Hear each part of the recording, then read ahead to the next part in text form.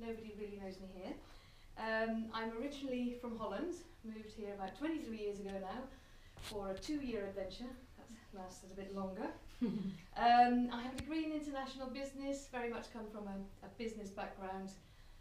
Worked 15 years as an export manager in engineering, of all things. I know nothing about engineering, so I know everything about exports. And in 2008 I started Inge Dowden Coaching, and I really wanted to do something else. I wanted to help people. I didn't want to work for someone anymore, so I decided to start my own coaching business, did all my coaching qualifications. So I have a bit, the reason why I'm saying is I've got this sort of background in business and then the full coaching qualifications for everything after that. I focus on small business growth, so I like helping small businesses from startups to maybe 80 to 100 or something maximum, but the majority are small to sole traders, micro businesses. Sorry, would you mind? It's okay, I'll do this. Yeah, I offer some career coaching for people who are unhappy in their job, and I do DISC personality profiling. And I get 95% of my business from networking. So I've been in business now for 10 years, as you can see, and I have basically, over those years, got 95% of my business from networking. So that's why I feel like I'm qualified to do this talk and help you to sort of get the most out of networking. So I'm going to give you 10 things that you can do to improve your results from networking. Right, it starts by picking the right network. And in order to find out what is the right network, you first of all need to know who is your target audience. We've talked about it before. I'm going to close this. There you go, finished. So who's your target audience? Who are you looking for? And where do they go? Where do they hang out? Who do they listen to? But also who else supplies them? So don't just, the whole thing with networking, as you may all know, is that it's not about selling to the people in the room, it's to the people they know. So sometimes it could be that you're going to a whole bunch of osteopaths, a network of osteopaths, because they're also all selling to the same people. Then there may be competitors, but maybe people who sell similar services but have your target audience. So that's what you're thinking about. You also want to think about your available time. So can you go in the mornings? Can you only go lunchtimes? Can you go evenings? How much time per week have you got to spend on it? It's very easy to get overwhelmed, to do loads, and end up you're really busy, but you're not actually doing very much. So true. Yes, so really think about, is this the right one for me? Is this giving me the results or the support? And the results don't necessarily just have to be about getting business. It can also be about getting support. My suggestion is always initially to go to lots of different events. Try them out, because you don't know what they're like until you go. They will always tell you how amazing they are and that all the right people are in the room. Sometimes you get some. I've literally been to a place where there were 2 people in a room. Not 2 useful people, 2 people. It was sold to me as some sort of big thing. So go to lots of different events, see who's there, see who you connect with, see how you feel about it. Don't just go for where the money is. I'm a big believer in also in getting the support and everything. So if you feel this is the right one for me, then you go. Because then what you do is you join a select few. I would say a maximum of 3. And even 3 is quite a lot. But then you really stick to them and you work them and you're part of them. But we'll get to that a bit later. Get small quantities, good quality business cards for £20, £25. So if you can't invest that sort of money, then you really can't be in business. So have good quality business cards. Ideally printed on both sides. I'm not saying mine is totally perfect, but I've just given that as an example. This is the one that I've got with me now. You want to have obviously your contact info on there. There's all sorts of things about business cards. You can do a whole seminar just on business cards, but some contact info, at the very least your website, where there is your full contact info, easy to find. Social media links. So in this case, I used to do it with all the actual names, but in this case I've just put here because I'm easy to find, because mine are all Inge Dowden or Inge Dowden Coach, so it's easy. But if you have, you know, if your name is Jane Smith and your Twitter handle is Floating Forest, well then you don't know that until you look it up. So you ideally want to put on there as well what you do, maybe any special offers if you have. By the way, you don't have all of this. It's just, you know, just some ideas. You could have a testimonial on there. It's really powerful. You could have a photo, and I would say don't print more than 100. The printers do this. Oh, it's much cheaper if you get 500 per piece, maybe. But then you have 500 cards, and then you change your phone number, or you decide you want to have something different. And then this is also, if you have old cards, throw them away. Don't reuse them if there's false information on there. Don't cross it out and write it in. Honestly, they're not expensive. You should just throw them out, which you will do. If you have only 100, you might have only 20 left. If you've got 500, you've got 480 left. You think, well, that's a shame, that's a waste. So small quantities. Now, I've also had a triple one. This is both sides, a bit difficult to see. I've got it with me. But those are really, really good. The only thing is they're really expensive. So that's why I don't have them anymore. But they are really good. So this is where I have a photo of me, because people remember, you know, I don't know what you're like, but I don't remember anything if it's not written down and stuff. You've got a photo, oh yeah, I remember her. Immediately what I do, and then the website. So if you saw only this, that was enough. Then there's one of my favourite quotes, that should have really been a testimonial. A little bit about my book, a little bit about my services, and a little bit about Happy Business Club, which I run how to apply. So if you have a triple thing, you can put a lot of information on there, and it's, you know, it's like a little leaflet. That's really clever. Yeah, it's really nice, and if anybody's interested, I do have somewhere where you can do it, but like I said, it was like 90 quid for 100. So they're very expensive, and you have to be liberal with them. You know, you have to not feel precious about these business cards. They have to go, you know. So when they're £1 each, you kind of go, are you going to keep it? So yeah. And the next thing is research and prepare. So what you want to do is, like, how much time have you got to present? So here we had 60 seconds. Different networks have got different things. I'm in a network where you get 2 to 3 minutes. There's other ones where there's 40 seconds, or sometimes there's 2 minutes, whatever. You need to know this in advance, and don't kind of, oh, I didn't realise I had to present something, or I've only got 40 seconds. Certainly in the beginning, I hadn't written down one for ages now, so I did it this time because I thought I'd better see. I'm going to be saying that you have to write it down. I better write it down. But it is good because it focuses you. It helps you focusing, and it helps you to sort of not waffle if you know how long it lasts, and you kind of go, what information can I get in there? You want to practice it as well. Especially when you're finding this nerve-wracking and you haven't done it before. It's just practice it a bit. By the way, I'm happy to send you the slides, anybody who wants them, so you don't have to make tons of notes then. Are you allowed to bring flyers, banners? Can you set up things in a room? Is it not allowed? So find out beforehand and then bring them along if you have any. Arrive early. I was on time this time. It's not one of my biggest strengths. And can you get a guest list?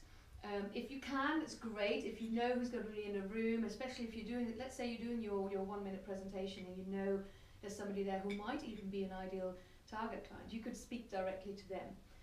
This is very rare that you get one, and it's not essential, but if you do, if you can, sometimes they have these things like, these people are coming to the event, like on Facebook events or something, so that can be useful.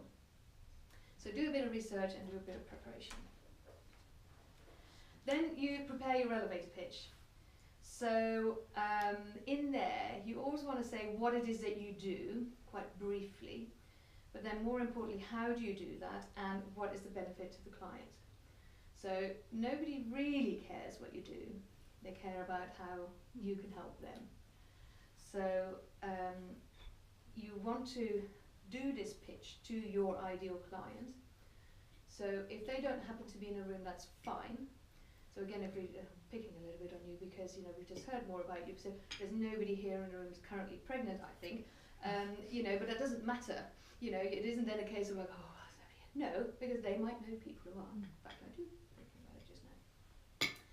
And ideally you want to, so your elevator pitch is the little short thing as well that you do when somebody says, what do you do?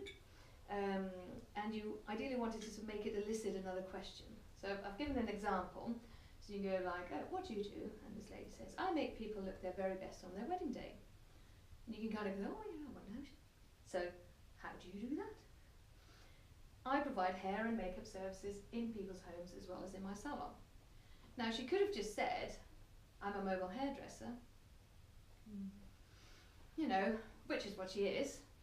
But really, you kind of go like, what she does is I make people look their best on their wedding day, because she's just focused, her ideal client is the wedding, people who are getting married, and so she's focused on it. So don't be afraid to be quite focused, because it just makes you more memorable to the right people. You also want to have about 3 elevator pitches. So you want to have an answer to that question where somebody says, what do you do? And you know there's not a lot of time. So you just want to very quickly say what you do. So in this case it would be sort of, I make people look their best on their wedding day, I'm a mobile hairdresser type of thing. You want to have one that's slightly extended. So again, I'm a mobile hairdresser and I specialise in brides, helping them look their best on their wedding day, and I actually go into their homes or they can come to the salon.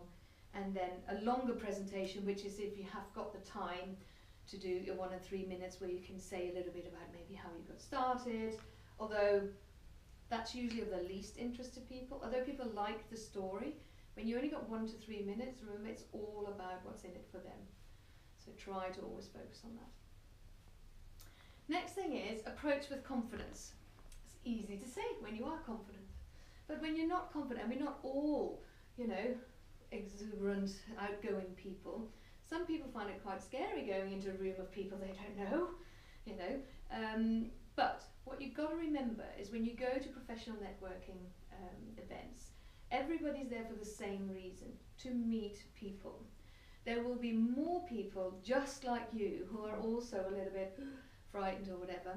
And so if you just go in with a friendly smile, a handshake if you meet someone, and ask them a question, ideally one that's around, you know, how can I help you, or is this your first time here, or, you know, ooh, do you want a cup of tea? Helping someone else feel good about themselves will immediately endear them to you. And it's easy because remember how you felt when you were the one who didn't know anybody. So, and remember confidence, this is an NLP thing, whereas if you're feeling unconfident about something or uncertain because you've never done it before, you go back to a time when you felt very confident, the hell out of it. But connect with people on LinkedIn, and then you're obviously posting regular, useful, relevant content on LinkedIn that they then continue to see. Follow them on Twitter, like their Facebook page, add them to a nurture campaign if you have any. So I certainly have one, so I send out monthly business tips and guides to people who, obviously now with GDPR as well, you know, you have to really sign up for things. So what I do is I send people an email saying, it's great to meet you, I've now added you to my database, would you like to receive any of the following emails? And they have to, and they have to say, are you okay with me keeping you on my database? Super organised, but you don't have to be that organised, but you know, if you have a nurture campaign, add them to it, because again, it's long term. They may not need your services now, but you never know. Post interesting, relevant content that is useful to your target audience. That shows off your expertise. That makes it clear that you know what you're talking about, and also that you're a human and not some brand or something. So do post about your kids or the dogs or sports you like, or you know, whatever. Don't be afraid to show off your own personality. Give advice. I put loads of tips and stuff, and also some quotes and variety of things, and help people make connections. So if suddenly you realise you actually know Jane from Red Recruitment, you can go like, but you forgot, because you know you were focused on other stuff. Think, oh, actually, no, she asked for that. I'll make that connection. So that's what I mean with follow up, but don't spam. Just be nice. And then finally, stick at it and become involved. So I've said it a couple of times now, don't just give up. I like this. I usually when I look for images, I put in, so in this case I would stick at it and see what comes up, and I thought that's quite good. So just keep going. Not every meeting will be hugely successful for you necessarily, but you keep going, because the third one, there might just be this one visitor that turns out to be a really great contact. So go regularly, build relationships, meet each other outside, but don't waste too much time, because again, it's very easily done. I'm not a big fan of the, oh, let's go for a coffee. I'm like, I don't know, if I meet you in a network, maybe we can stay on a little bit. So be very wary of your time. I do another talk on time management, and it's like your time is very precious and you don't want to waste it. There's lots of ways of connecting with people. If you think there might be a really useful connection with someone, absolutely go and meet them separately and everything, but don't just go willy-nilly, have coffee with everyone.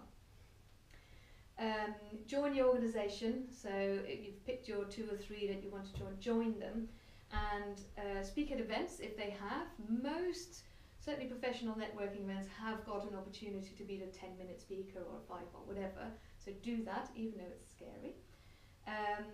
Go to other groups, so if they're a joined up network and you can also go to other cities, then by all means do.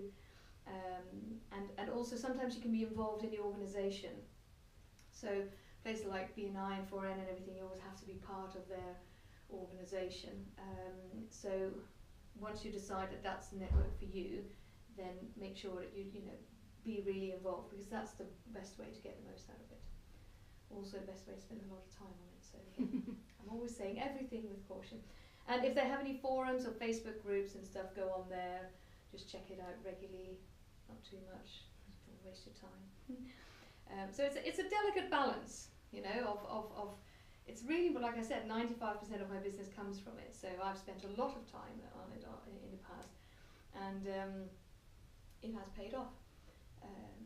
But yeah, you have to be a bit careful.